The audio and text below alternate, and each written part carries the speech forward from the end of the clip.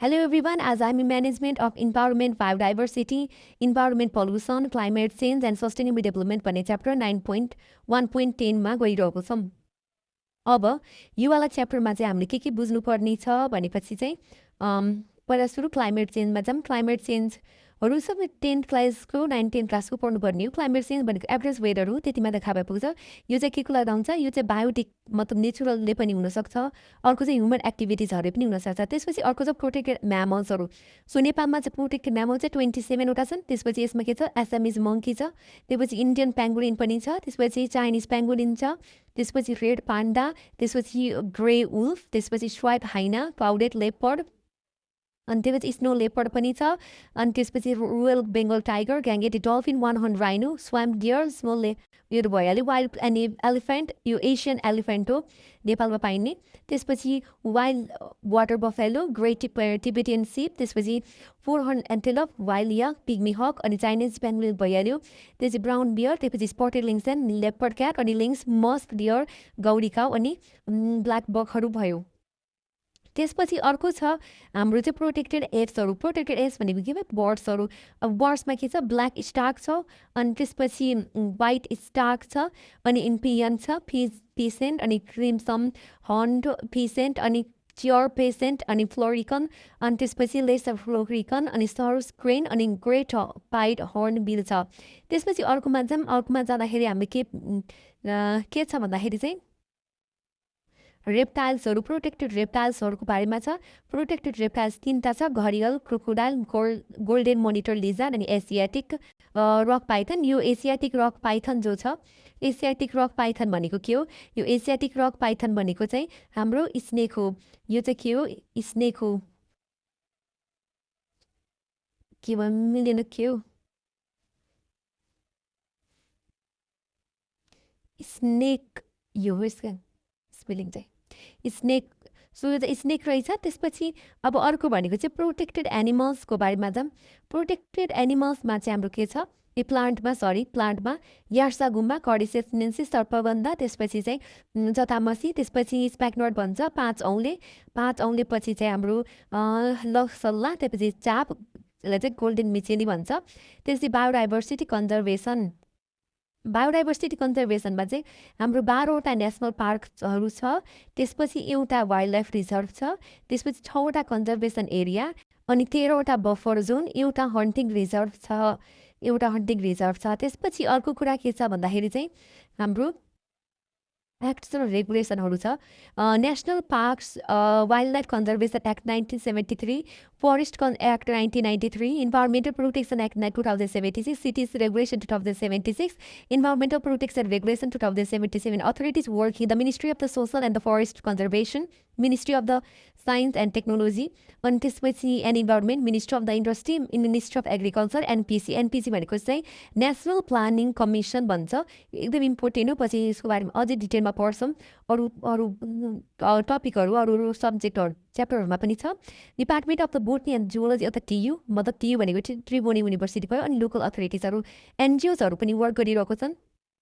एनजिओजहरूमा चाहिँ के पर्छ, इकोलोजिकल सोसाइटी, त्यसपछि एनएचएमएन, अनि लिगल एन्ड इन्भाइरोमेन्टलहरू छ। अनि त्यसपछि अर्कोमा चाहिँ इन्टरनेसनल अनि नेसनल अर्गनाइजेसनहरू छ, त्यसमा चाहिँ आइयुसिएनहरू, अनि युएनइपी, डब्लुडब्लुएफ, इसिमोडहरू भयो। त्यसपछि चाहिँ न्युक्लियर विन्टर भनेको के हो, न्युक्लियर विन्टर भनेको चाहिँ जब न्युक्लियर बमहरू पड्कन्छ, न्युक्लियर बमहरू पड्कँदाखेरि धेरै डस्ट पार्टिकलहरू चाहिँ माथि जान्छ, जसको लाग्दा चाहिँ सनलाइट चाहिँ भित्र छिर्न पाउँदैन।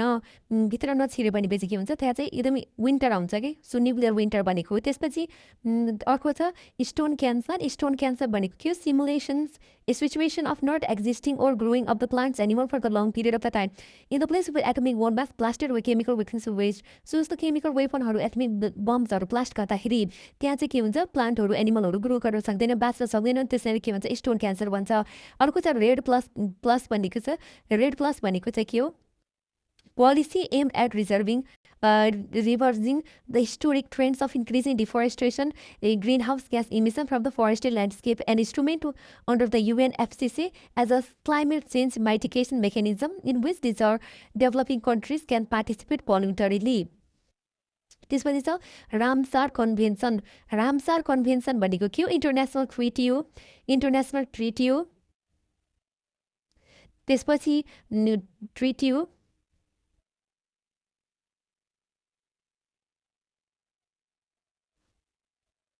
इन्टरनेसनल ट्रिटी भयो। त्यसपछि for the conservation and sustainable utilization of wetlands. So वेटल्यान्ड्सको चाहिँ सस्टेनेबल युटिलाइजेसन गर्नको लागि छ। Name after the Ramsar city in Iran where convention चाहिँ साइन भएको थियो 1971मा। त्यो चाहिँ 1975मा यो चाहिँ फोर्समा केम इन्टु फोर्स अनि 90% अफ द युएन मेम्बरहरू चाहिँ के गरे त्यसको चाहिँ मेम्बर बनेका छन्। अनि त्यसपछि जियोग्राफी रिजन अनि सक्सेस द कन्ट्र्याक्टिङ पार्टिज। अब अर्को के छ भन्दाखेरि चाहिँ अब यसमा चाहिँ यो अर्को यो के भन्छ यो मरिनको कुरा पनि आयो। मरिनमा चाहिँ water depth at low tides not exceed 6 metre. So 6 मिटरभन्दा बढी एक्सिड गर्नु परेन। अनि राइस प्याडेजहरूलाई पनि रामसारमा राख्नु मिल्यो। अनि सल्ट प्यान्ट्सहरूलाई पनि राख्नु मिल्यो। अर्को छ अर्थ समिट। अर्थ समिट भनेको के हो? अर्थ समिट भनेको UN conference on the environment and development भनेको छ। यो चाहिँ रियो समिट पनि भनिन्छ किनकि रियो कन्फरेन्स भन्छ किनकि लियोनार्दो चाहिँ जेनेरियोमा भएको थियो। सो लियोनार्दो चाहिँ जेनेरियोमा कहिले भयो? 3देखि 14 जुनमा 1992मा भयो। त्यसपछि 172 गभर्मेन्ट पार्टिसिपेट गरे। हाम्रो कन्ट्रीबाट चाहिँ गिरिजा प्रसाद कोइरालाले चाहिँ हाम्रो रिप्रेजेन्टेटिभ भएर पार्टिसिपेट गरे। त्यसपछि ट्रिटीले चाहिँ के गर्यो? एड्रेस गर्यो ग्रिन हाउस इफेक्टलाई। त्यसपछि चाहिँ जुन 8लाई चाहिँ ओसियन डे भनेर मानियो। त्यसपछि चाहिँ अर्को के छ भन्दाखेरि चाहिँ 152 कन्ट्रिजले चाहिँ साइन गरेको छन्। त्यसपछि अर्को भनेको चाहिँ फोर फन्डामेन्टल सब्जेक्सन बायोडाइभर्सिटी एजेन्डा 21 अनि क्लाइमेट चेन्ज अनि फरेस्ट प्रिन्सिपल। त्यसपछि 15th युएनओ समिट भनेको छ। 15th युएनओ समिट भनेको के हो? 15th युएनओ समिट भनेको चाहिँ held from 7 to 8 December 2009।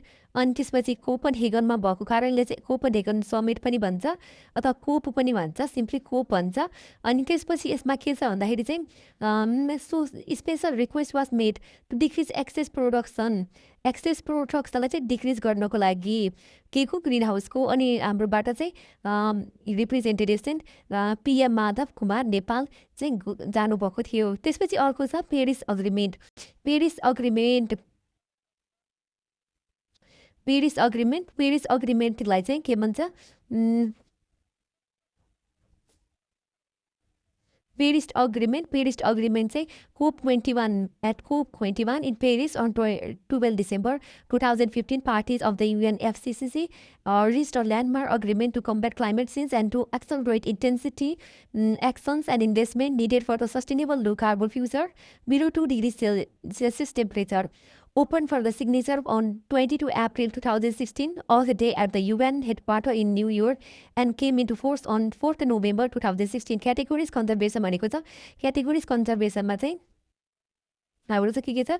Extinct छ, एक्सटिङ द वाइल्ड, एक्सटिङ भनेको चाहिँ पुरै परिकारी एक्सटिङ। अनि अर्को चाहिँ एक्सटिङ वाइल्ड भनेको चाहिँ नेचुरली नपाउने तर जूहरू त्यस्तो चिजहरूमा चाहिँ पाउने कि।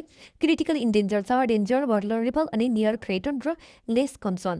त्यसपछि अर्को छ हाम्रो टपिक भनेको चाहिँ सस्टेनेबल डेभलपमेन्ट भनेको चाहिँ सस्टेनेबल डेभलपमेन्ट चाहिँ यो एउटा प्रधानमन्त्री थिए ब्रन्टल्यान्ड भन्ने उहाँले चाहिँ सुरुवात गरेकी थिए।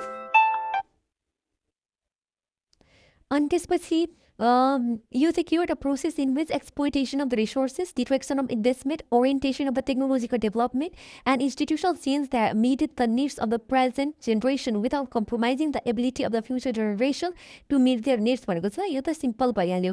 अब यो चाहिँ सस्टेनेबल डेभलपमेन्ट पाउनको लागि चाहिँ हाम्रो के छ? हाम्रो चाहिँ पहिला सुरु सस्टेनेबल डेभलपमेन्ट पाउनको लागि चाहिँ हामीलाई के चाहियो? हामीलाई चाहिँ ब्यालेन्स इन्भाइरोमेन्ट चाहियो। सस्टेनेबल डेभलपमेन्ट चाहिनको लागि हामीलाई ब्यालेन्स इन्भाइरोमेन्ट चाहियो। यो ब्यालेन्स इन्भाइरोमेन्ट कसरी हुन्छ? पब्लिक पार्टिसिपेसन हुनु पर्यो in all level of development एक्टिभिटिजमा। त्यसपछि अनि अर्को के हुनु पर्यो? कन्जर्भेसन अनि ऱ्यासनल युज हुनु पर्यो नेचरल रिसोर्सेसको। त्यसपछि use of eco friendly technology हुनु पर्यो। त्यसपछि प्रपर म्यानेजमेन्ट अफ पपुलेसन हुनु पर्यो। Reduction of in excessive use of chemical fertiliser हुनु पर्यो। Appropriate management of agriculture land अनि प्रपर म्यानेजमेन्ट अफ वाटर रिसोर्सेसहरू हुनु पऱ्यो। त्यसपछि बल्ल हाल के हुन्छ सस्टेनेबल डेभलपमेन्ट प्राप्त गर्छौँ। त्यसपछि अर्को छ हाम्रो यो प्रिन्सिपल अफ सस्टेनेबल डेभलपमेन्ट भनेको छ principal of sustainable डेभलपमेन्टमा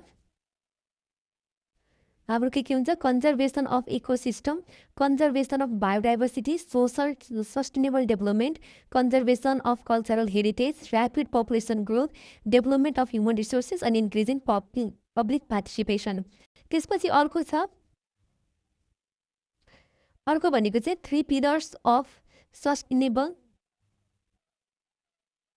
development. Sustainable डेभलपमेन्टको 3टा पिलर, 3टा पिलरमा के छ 3टा पिलरमा चाहिँ एउटा भनेको सोसल, अर्को भनेको इकोनोमिक, अर्को भनेको चाहिँ इन्भाइरोमेन्ट। सो सोसल, इकोनोमिक र इन्भाइरोमेन्टलहरू रहेछन्। यति थाहा पाउनु पऱ्यो। सो यति नै हो pillar of sustainable development. Thank you.